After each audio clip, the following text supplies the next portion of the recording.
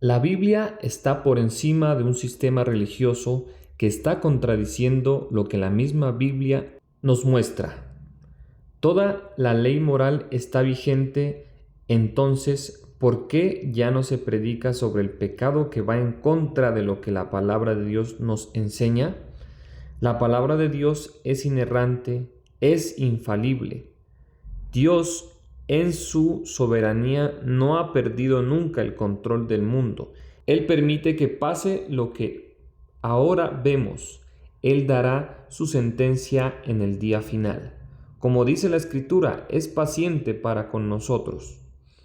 Si nos arrepentimos hoy, el Señor puede mostrar su misericordia y perdonarnos. Si nos apartamos del pecado y creemos en Jesús, Él nos perdona.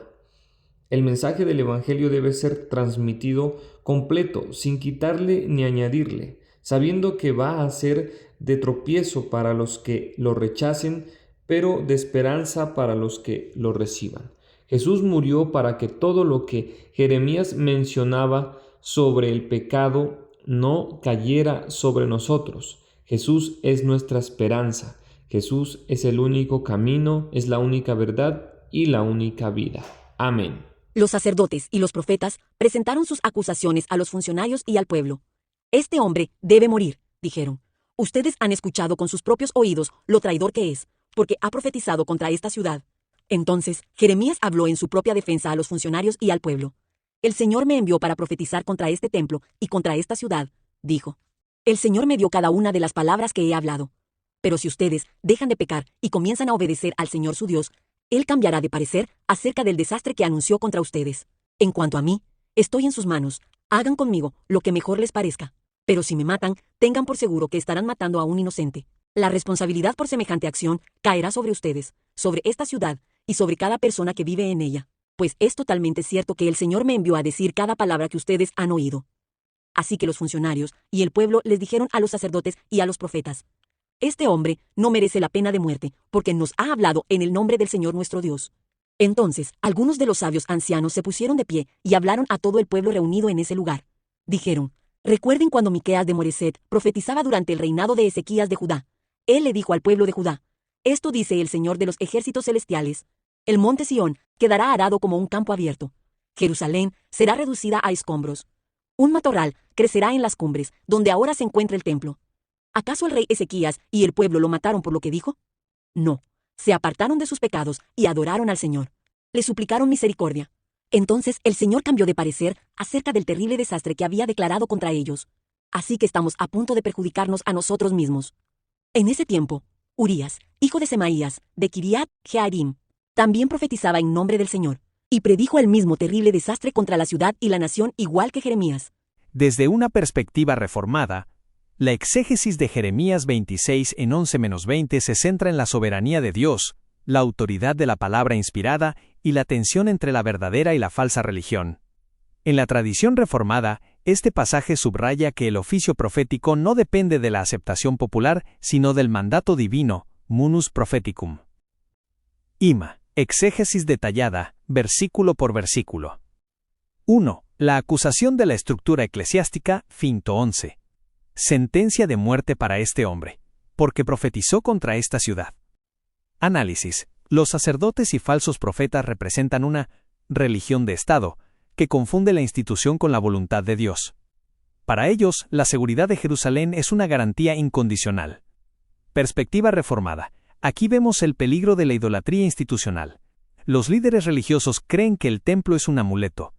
La exégesis reformada identifica esto como una violación del segundo mandamiento: pretender que Dios está atado a un objeto o lugar físico por encima de su palabra moral. 2. El apologético de Jeremías, finque, inco. 12-15. Pinto 12. Jeremías apela a la sola escritura, en su forma germinal: Jehová me envió. Su autoridad no es personal ni heredada, sino delegada por la revelación directa. Punte 13. Mejorad vuestros caminos. La teología reformada enfatiza aquí que el juicio de Dios es una respuesta a la ruptura del pacto. No es una arbitrariedad, sino una consecuencia judicial de la desobediencia. VV 14-15. Jeremías se somete a la soberanía de Dios, reconociendo que su vida está en manos del Señor, pero advirtiendo sobre la culpa de sangre. En la exégesis reformada, esto resuena con la doctrina de la providencia. Dios usa los medios legales, pero Él es el juez supremo. 3. La intervención civil y el sentido común, Finto 16. No hay causa de muerte en este hombre. Análisis. Los príncipes, el poder secular, muestran aquí una mayor apertura a la verdad que los religiosos. Esto ilustra la gracia común.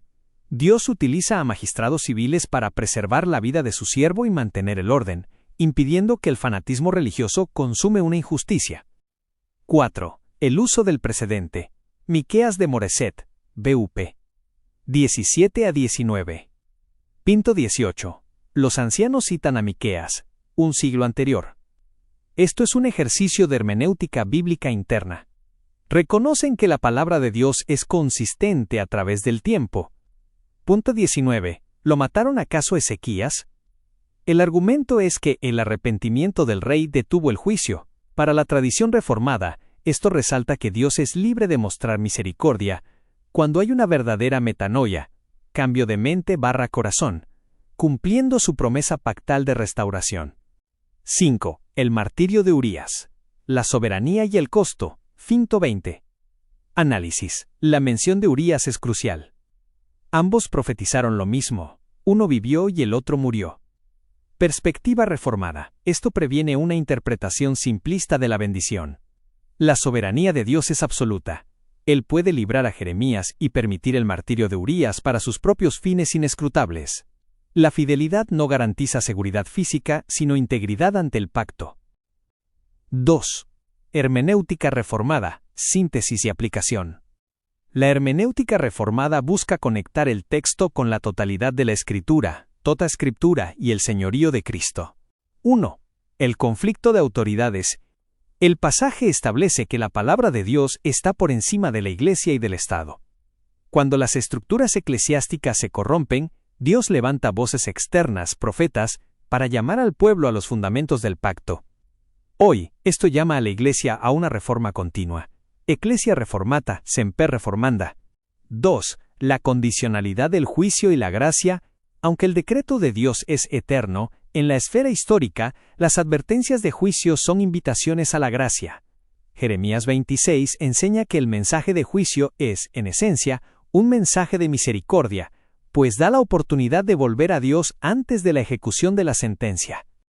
3. Tipología de Cristo. Desde una hermenéutica cristocéntrica, Jeremías prefigura a Cristo. Ambos fueron juzgados en el templo. Ambos fueron acusados por los líderes religiosos por hablar contra el sistema establecido. Ambos pusieron su vida en manos de Dios bajo un juicio injusto. La diferencia radica en que Jeremías fue librado por el momento, mientras que Cristo, el profeta mayor, fue entregado a la muerte para que nosotros no tuviéramos que enfrentar el juicio final que Jeremías anunciaba. 4. La responsabilidad del magistrado civil. El texto subraya la responsabilidad de los gobernantes de no ser cómplices del error religioso.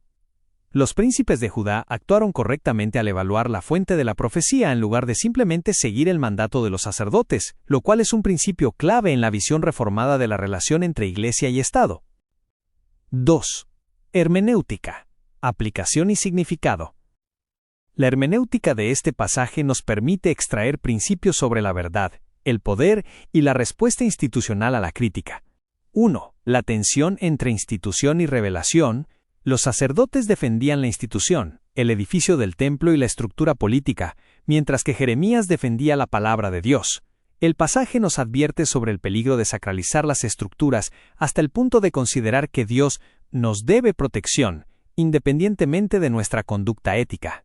2. La función del arrepentimiento. Metanoia. El Ufte 13 es el núcleo teológico. Mejorad vuestros caminos, y se arrepentirá Jehová del mal. La profecía bíblica rara vez es predictiva en un sentido rígido, es mayormente exhortativa.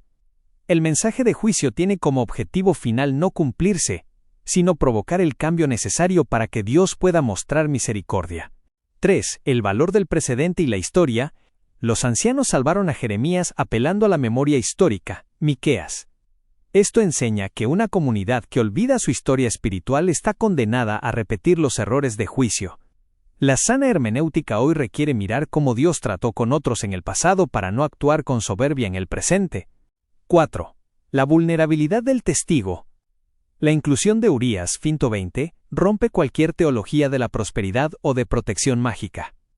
Seguir la voluntad de Dios puede llevar a la liberación, Jeremías, o al martirio, Urías. La fidelidad al mensaje es lo que valida al profeta, no necesariamente su supervivencia física.